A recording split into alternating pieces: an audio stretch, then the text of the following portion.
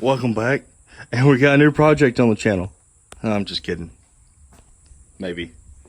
So right now this is a Motobilt Hatchet front bumper I got way back in JBJ. I already degreased it, and I gotta save the rest of that for my fair lead because I have a Motobilt fair lead. And I am literally gonna rock this thing bare metal. I like the look of the metal. I'm gonna leave it bare metal. So I am quite literally just doing a protective clear coat on it. It started to rust, so I figured I'd go ahead and fucking clear coat it and get it on the Jeep this week. Now it's time to take off my Paramount front bumper and figure out a way to clean that shit. First thing to do is to take the damn winch off. After the winch, you take off. I'm leaving the fog lights in it. I'm leaving the shackles in it. So winch has got to go. Unplug the fog lights, and then we can crawl underneath it and start taking all the bolts out.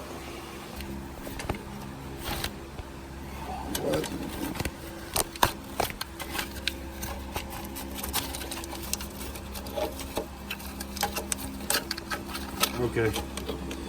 I don't know anything anymore. What's that? Like what?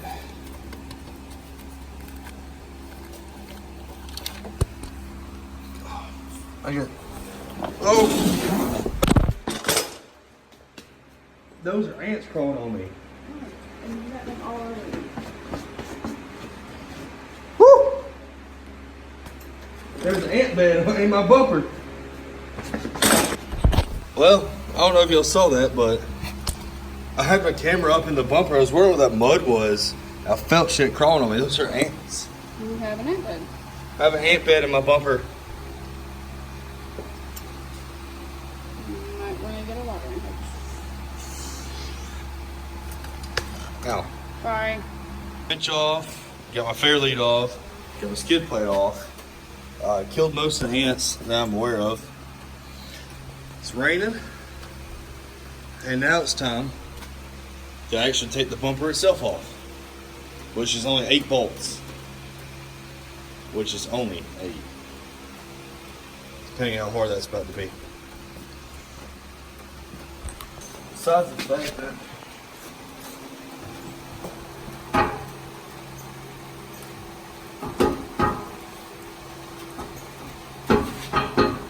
what the hell?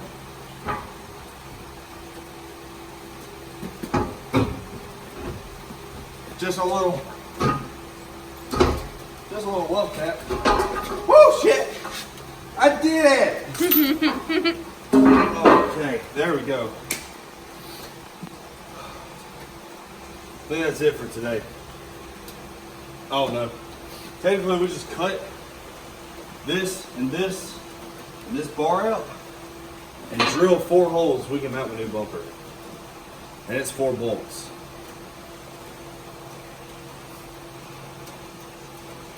What I need to do is give me some small stop signs. Put stop on both on this and that. Okay, so I don't know if I mentioned it or not, but my clear coating did not go as planned.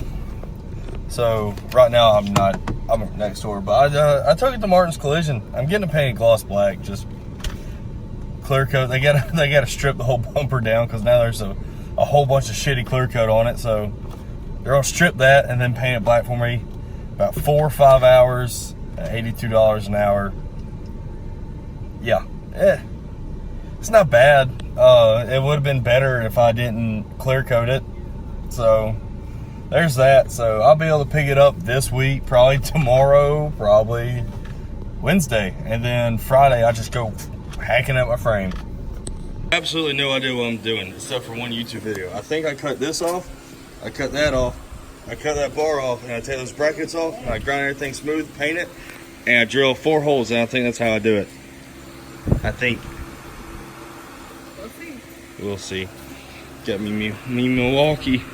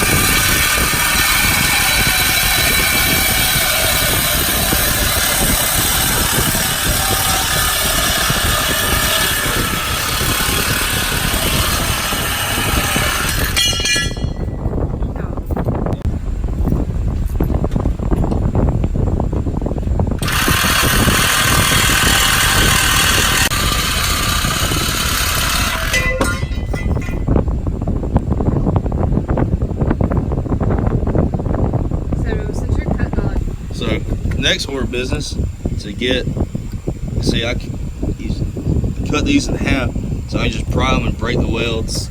This is really soft because the Sawzall was cut through that shit no problem. So I just gotta take those 4 off, and then judging by a video I just watched, it still had these little bulges on the side. So I'm pretty sure I can test fit my bumper, mark my holes, drill, and then paint everything. I'll be done.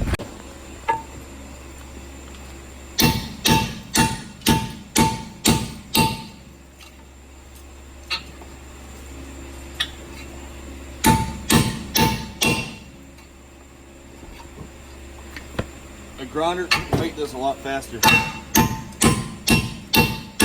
which I know we got one, but I don't know if I have a cutting wheel for it. Basically, you cut the crash bar out, and I cut the crash bar supports out. I cut my frame horns off, and then the pieces are welded for your crash bar support bracket.